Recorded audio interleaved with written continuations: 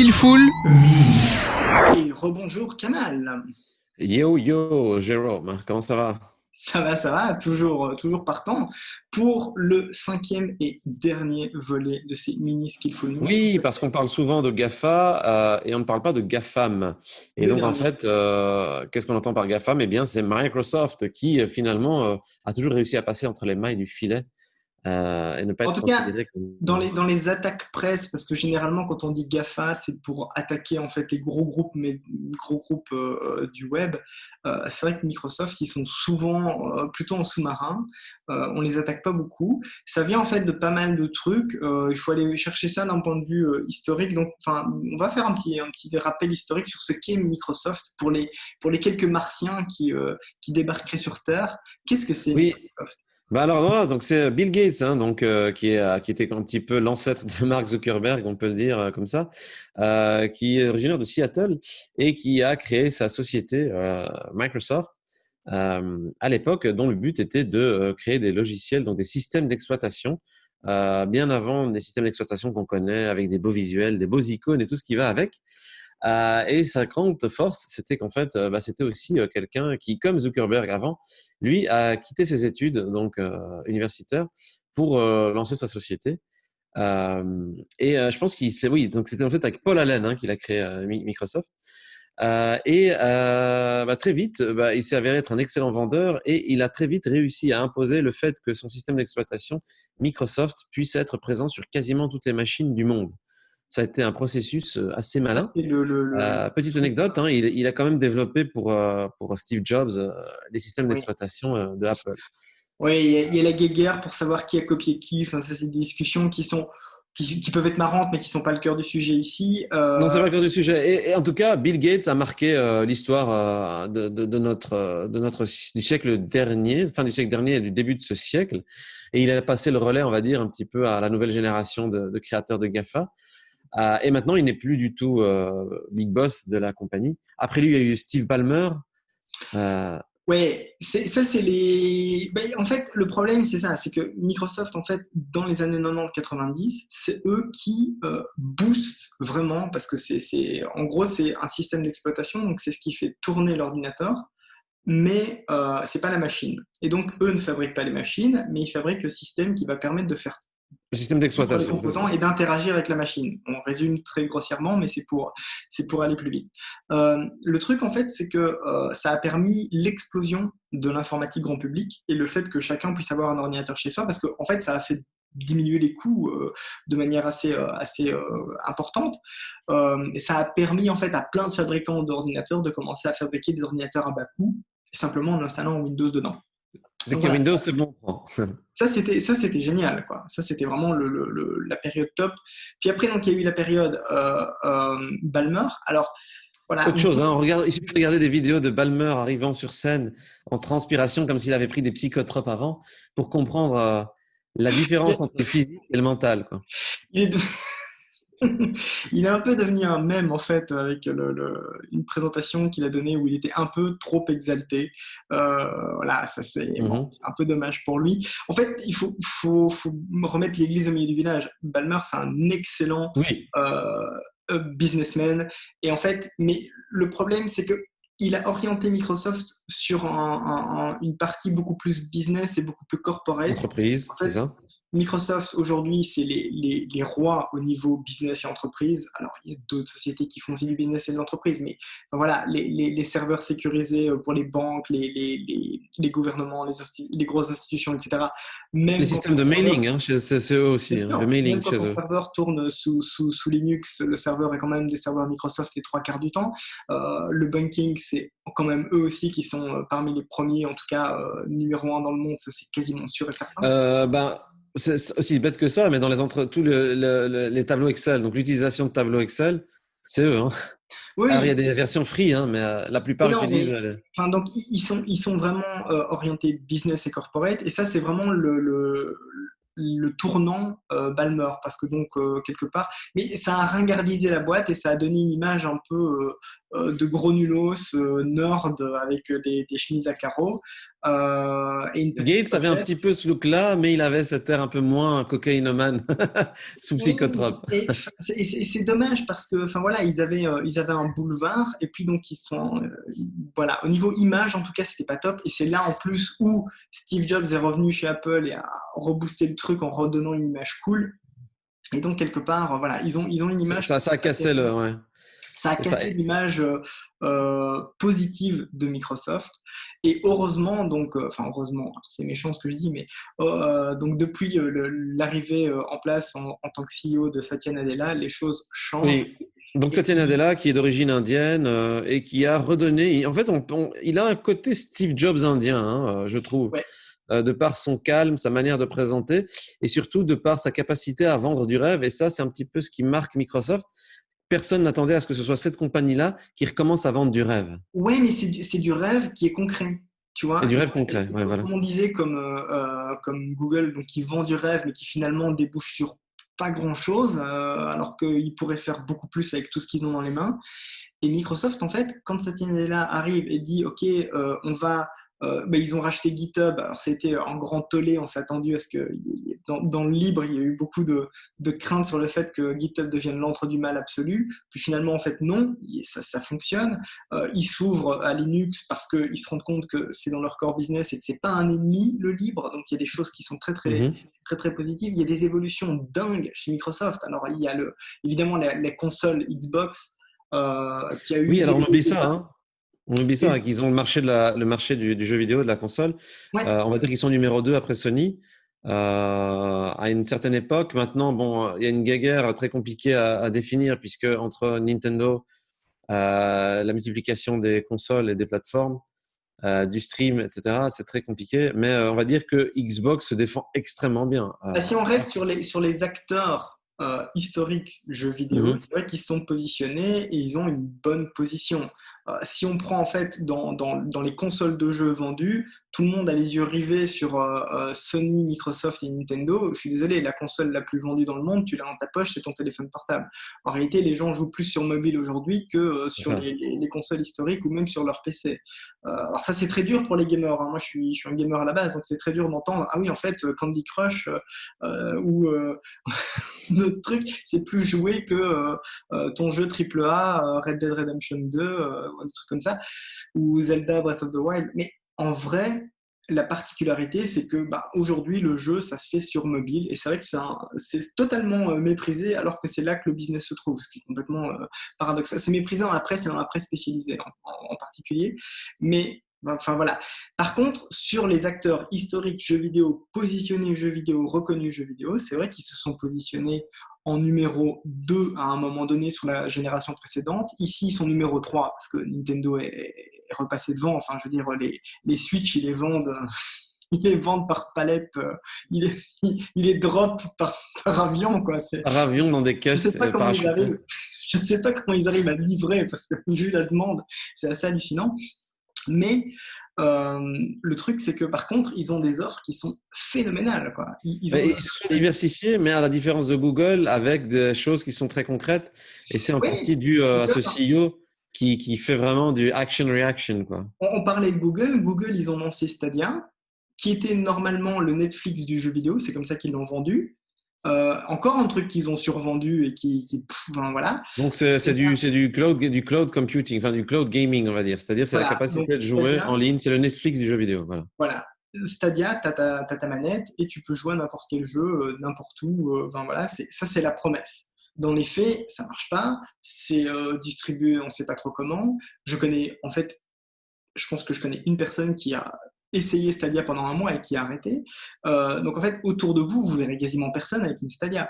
Par contre, les gens qui ont le Game Pass, même si Xbox vend beaucoup moins que PlayStation et Nintendo, il y a de plus en plus de gens qui prennent le Game Pass. Et le Game Pass, c'est quoi? C'est Exact. le cloud gaming de Xbox. En fait, c'est le Netflix du jeu vidéo sur Xbox. Et là-dessus, ils se positionnent d'une manière, enfin, même Sony, qui est pourtant le leader, n'arrive pas à accrocher là-dessus. Donc, ils Mais en vont fait, il vraiment. faut dire que Microsoft a énormément de data centers, donc beaucoup de serveurs, la capacité. Et le but de Microsoft, il est clair, net et précis, c'est tout vers le cloud. Ouais. Pourquoi? Parce que le business model le plus avéré, le plus efficace, c'est l'abonnement.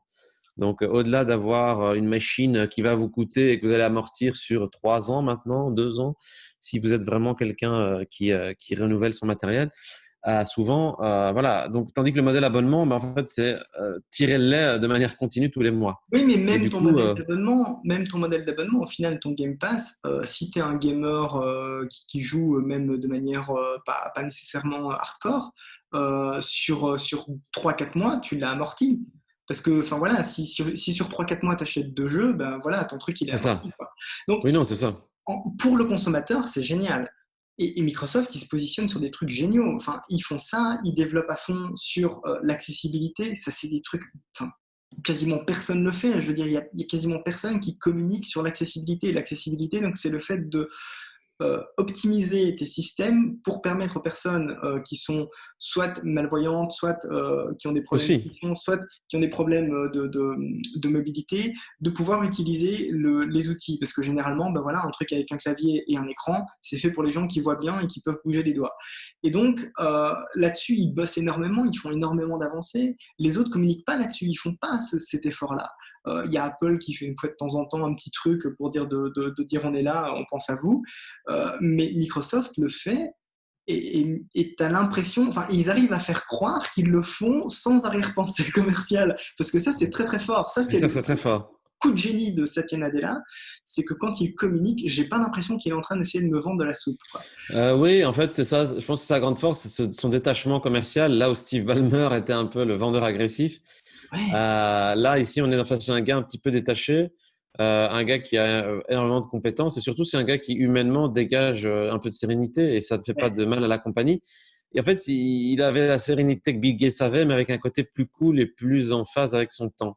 Ouais, Euh, ouais, il est assez impressionnant, quoi. Et alors, le Covid, pour eux, ben, en gros, euh, il y a eu de la réaction face au Covid, contrairement à d'autres. ils ont été nickel. Tu peux dire ce que tu veux, ils ont été nickel. C'est-à-dire que ils ont déployé des solutions Teams, donc le concurrent de Zoom. Teams, donc voilà, une solution de discussion en équipe avec de la vidéo aussi, parce qu'ils ont fusionné avec Skype, Teams, enfin voilà, Ils ont redéployé ça, mais enfin, je veux dire, il y a des compagnies qui les appellent 2-3 jours après, c'était en place et c'était structuré et ça roule, ça tourne. Enfin, je veux dire, alors c'est pas optimum, tout n'est pas génial, il y a mais ça des roule. problèmes, mais ça roule. Et surtout, enfin, le problème, c'est que Zoom, en gros, c'était la route pavée d'or du magicien d'Oz, le Covid, parce que c'était vraiment pour dire, waouh, allez. Et le premier pas qu'ils font, bam, ils se ramassent parce que leur solution, elle n'est pas sécurisée. Et le Et alors gros, que c'était ouais. c'était leur C'était core ça qu'il fallait business. faire. C'était leur core business. Sécuriser leur solution, c'était évident que c'était central. Donc, ils ont eu un boom phénoménal dans leur nombre d'utilisateurs, mais un taux de confiance en chute libre. Et parce que dans la presse, il y a plein de trucs qui sont sortis, comme quoi, ben voilà, il y a des réunions qui sont parasitées, il y a des trucs qui sont épiés, il y a des mecs qui s'invitent dans les réunions qui n'étaient pas censés s'inviter, des extérieurs, etc. Ça, c'est des trucs qui sont, pour une entreprise, c'est juste inimaginable. Enfin, Bah non, imagine. mais imaginez le mec qui doit transférer des dossiers confidentiels et c'est un troll venu d'on ne sait où Qui qui monte ses récupère, fesses sur la webcam. qui montre ses organes génitaux sur la webcam. Vous imaginez le manque de sérieux si vous faites du B2B, parce que ça ne va pas du tout. Mais comme tu le dis, en fait, si bien, en fait, malheureusement, on est dans une ère aussi où l'ensemble des GAFA, en fait, copient leurs produits l'un de l'autre de manière très, très rapide. Oui. Regardez Facebook, ils ont une solution de... Alors que ça existait avant, mais c'est juste que c'est finalement rebrandé, sécurisé, soi-disant, mais tu peux faire des appels groupés. Ouais. Google a lancé son produit. Donc Ouais, finalement, Zoom, mais on voyait. ouais, mais alors Facebook et Google, ils ont lancé des trucs, c'est des effets d'annonce. Celui qui le met sur le marché, qui le met en place et qui le structure et qui est efficace, c'est Microsoft. Microsoft, pour le côté sécurisé. Alors après, qu'on aime ou qu'on n'aime pas la boîte, hein, il y a des trucs, enfin voilà, dans les présentations de Microsoft, il y a encore des trucs que je trouve répugnants d'un point de vue graphique, mais ça, c'est ou d'un point de vue interface utilisateur, ou il y a des trucs où tu te dis, la machine est quand même vieille, mais il y a des efforts qui sont dingues, hein. Windows 10 par rapport à quelques Windows qu'on a connus par le passé avec de très très mauvaises expériences, il est incroyable, enfin, il est C'est vraiment, clair. tout est vraiment repensé. pas dans le cœur du système, mais en tout cas, ils travaillent vraiment et ils montrent qu'ils font des efforts. Ils sortent des surfaces, truc que Microsoft n'aurait jamais fait avant. La Oui, surface. oui, oui. Donc ils sortent du hardware. Donc, voilà. Mais tu vois, contrairement à Google qui nous vend du rêve, quand Microsoft nous a dit vous allez avoir un ordinateur, vous allez pouvoir détacher l'écran et en faire une tablette, mais quelques mois après, tu l'avais dans les mains, tu pouvais le tester et ça fonctionne. Tu vois, Mhm. contrairement à Google qui te dit oui, un jour tu auras la voiture autonome et un jour tu auras les Google Glass, et puis en fait les Google Glass personne ne les a et la voiture autonome on attend toujours. Microsoft, ils te disent un truc, ils le font. Il y a les HoloLens qui sont en travail depuis pas mal de temps. Et Voilà, mais aussi, qui sont utilisés maintenant dans les universités, dans des centres spécialisés. Voilà, mais mais c'est très de ils nous niche ont pour pas l'instant. dit, ouais, mais ils nous ont pas dit ça va être un produit grand public. Tu vois, ça c'est Non, le truc. Ils le c'est vendent vrai. pas, ils n'arrivent pas en disant c'est Star Trek. Ils ont dit ok, on développe ça, c'est du développement, on vous montre ce qu'on fait et on va continuer d'avancer avec vous. Et ça, c'est vraiment le coup de force de Microsoft, c'est vraiment ce twist qu'ils ont mis dans leur communication, dans leur manière de faire des produits, de penser des produits. Et aujourd'hui, je trouve, quand tu regardes une Surface, alors ok, c'est un peu cher, mais ça concurrence largement les meilleurs ordinateurs sur le marché en termes de fiabilité et de solidité du truc. Alors, c'est pas les machines les plus puissantes. Tu prends un PC de gamer, il sera toujours au-dessus d'une surface. Enfin, quoique les grosses surfaces, peut-être pas. En tout cas, la surface de base, c'est clair elle se fait éclater, même en termes de prix. Mais par contre, pour l'utilisateur, le commun utilisateur, l'utilisateur commun, la surface, c'est un très très bon investissement, quoi. Parce que c'est une Exact. machine qui est solide, qui va tenir le coup, qui marche bien.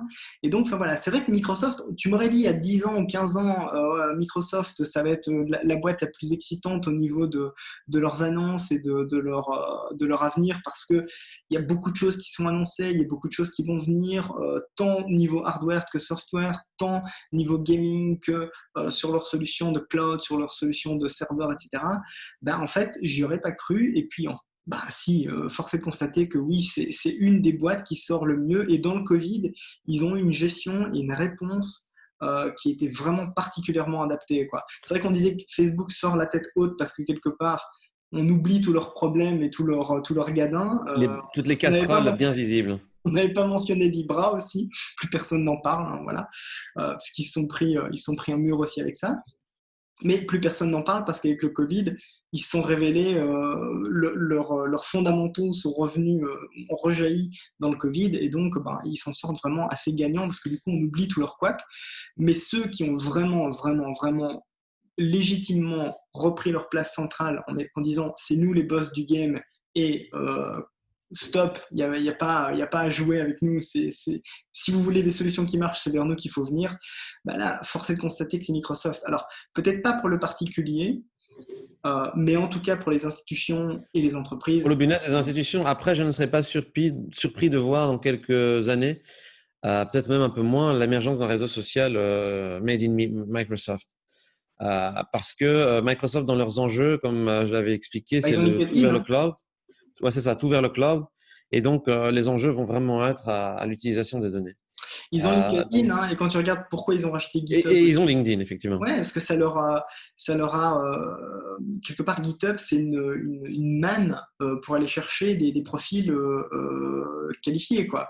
Et Donc, comme tu l'as dit, c'est bien, bah, accès business, réseau social business, donc vente de solutions Microsoft avec mise en avant des partenaires qui proposent des solutions Microsoft. ouais, Voilà. ouais, et LinkedIn, tu peux même faire de la formation continue sur LinkedIn, puisqu'ils ont repris lynda.com, et donc, enfin, il y a plein de trucs super intéressants.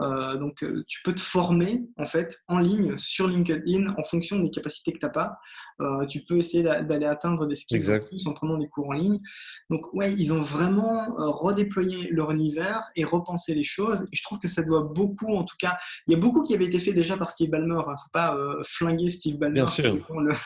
le, le mauvais flic de la maison, parce que c'est pas vrai du tout. C'était un bon gestionnaire. C'est juste que en termes de présentation, ça le faisait pas, parce que, enfin voilà, c'est pas un talent qu'il avait d'être un orateur Non. vraiment, qui harangue la foule et qui donne envie de le suivre.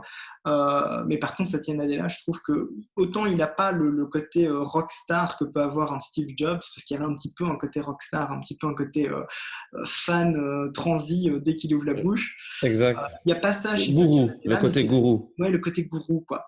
Et c'est même limite un peu malsain. Et chez Satya Nadella, tu sens pas ça. T'as pas le côté malsain. Non, ouais, il n'a pas ce côté gourou. En fait, il a vraiment ce côté sagesse d'un prophète Ouais, humble.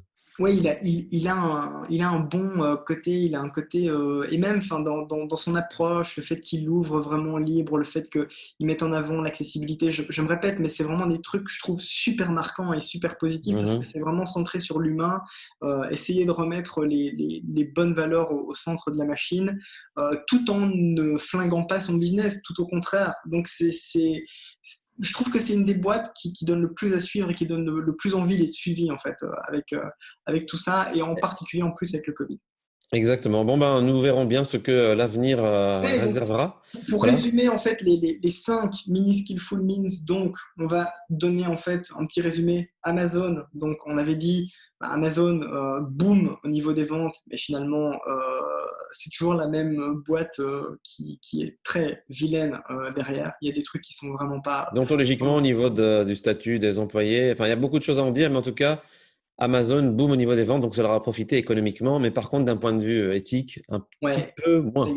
il y a des choses qui sont pas terribles. Voilà. Apple, neutre au niveau de leur vente produit, ou en tout cas quasiment neutre. Par contre, ils ont raté la marge des services et C'est vrai que les services n'ont pas été à la hauteur et ils n'ont pas profité en fait de ça. En fait, en gros, c'est niveau la balance, la balle est ouais, remise au centre, on va dire. neutre sur la gestion du Covid. C'est un peu dommage parce ils auraient pu faire plus. On attendait plus de leur part, clairement. Facebook, Facebook, grand gagnant au niveau de l'image parce que du coup, on oublie toutes leurs casseroles. On n'en parle plus. Oui, et puis l'offre de services concrets qui ont été annoncés, un réseau qui a explosé au niveau du trafic. Donc eux, ils ont été énormément gagnants, et donc en termes de revenus aussi et en termes de trafic. Ouais, et surtout en termes d'image, parce que c'était vraiment mal engagé pour eux. Google, Google, on cherche, hein, où ils Abonné sont. absent, donc on ne sait pas. Donc en fait, effectivement, en termes de trafic, tout le monde effectivement était confiné chez lui. Donc présence trafic énorme. Sachant que en termes d'advertising, donc qu'est-ce qu'il fallait vendre, c'était beaucoup du commerce en ligne. Donc, mais par contre, en termes de présence, d'action Et impactante, on n'a rien aucune vu. annonce sur la gestion des fake news et le fait d'aller quelque part mettre. Parce que c'est les premiers sur la balle pour striker un gars qui fait des vidéos sur un film obscur des années 60. Ah, tiens, t'as pas les droits d'auteur, on strike ta vidéo. Par contre, un gars qui te dit que les pyramides ont été inventées par extraterrestres ou qu'il faut injecter un concombre dans la narine droite pour guérir du Covid. Ça, Là, par contre, il peut le dire. ça, C'est par contre, extraordinaire. bon, voilà, il y a des trucs où tu te dis, les mecs, bon, Il va falloir bosser encore un peu. il ferait mieux de s'occuper des vrais sujets plutôt que de striker n'importe qui pour n'importe quoi. Il y a une liberté qui strike et en même temps, il laisse des gens raconter n'importe quoi. Enfin voilà, c'est pas super cool et je trouve que Google est absent, complètement absent, alors qu'ils auraient dû, vu leur statut et vu ce qu'ils ont, ils auraient dû vraiment. Et C'est le grand dominant. gagnant, c'est Microsoft en fait au final. En tout cas, selon notre avis, c'est Microsoft qui a déployé des solutions pour que les gens puissent travailler de chez eux Dans les efficacement, univers, dans les qui roulaient, entreprises. qui fonctionnaient, qui étaient sécurisés. Le CEO, le CEO évidemment était là bien avant, mais il a conforté cette image bienveillante un petit peu d'un philosophe, un CEO philosophe. Et on pense qu'ils ont une stratégie de déploiement qui est intelligente, graduelle. Et donc, je pense que c'est peut-être eux qu'il faudra suivre de près en termes d'impact sur tout ce Clairement. qui est lié au Moi, je cloud. suis beaucoup plus excité par le futur de Microsoft que par le futur de Google, qui pour le moment m'évoque pas grand-chose, hein. Parce que quand ils font des annonces, tu te dis oui, ok, de toute façon, ça sortira pas. Donc, c'est un peu le problème de Google, quoi. Ils ont tellement annoncé de trucs, ils ont tellement rien sorti que finalement, quand tu les vois maintenant, tu te dis bon, ok, à part faire des contrats avec l'armée américaine, alors que vous juriez vos grands dieux que vous n'iriez jamais sur ce terrain-là, et puis finalement vous le faites, et nous dire que vous allez vaincre la mort, et puis finalement, quand il y a une maladie, vous n'êtes pas là. Enfin voilà, C'est donc ça. bon, C'est Alphabet, étrange. On verra. Ils ont eu une lettre par boîte pour représenter l'alphabet dans leur immense galaxie Google. Et puis finalement, tu as l'impression qu'ils sont trop gros pour se voir marcher, quoi. C'est un En peu tout cas, j'espère qu'ils vont pas commencer par la lettre Z comme World War Z. Hein. Ce serait quand même pas génial. On verra. Merci en tout cas à vous, Merci à tous. Kamal. C'était Merci à 5 toi. mini Skillful Means, modèle un peu particulier. On verra, on reviendra après sur un modèle plus classique. Peut-être qu'on ajustera certaines choses en fonction de vos retours. N'hésitez pas évidemment à nous faire des retours, même des commentaires trolls pour nous dire qu'on n'est pas beau et que Et qu'on raconte n'importe quoi. qu'on raconte n'importe On aime ça. Merci à toi d'augmenter notre présence quoi. algorithmique grâce à ton commentaire troll. Allez, à plus. À plus, à bientôt. Skillful Me.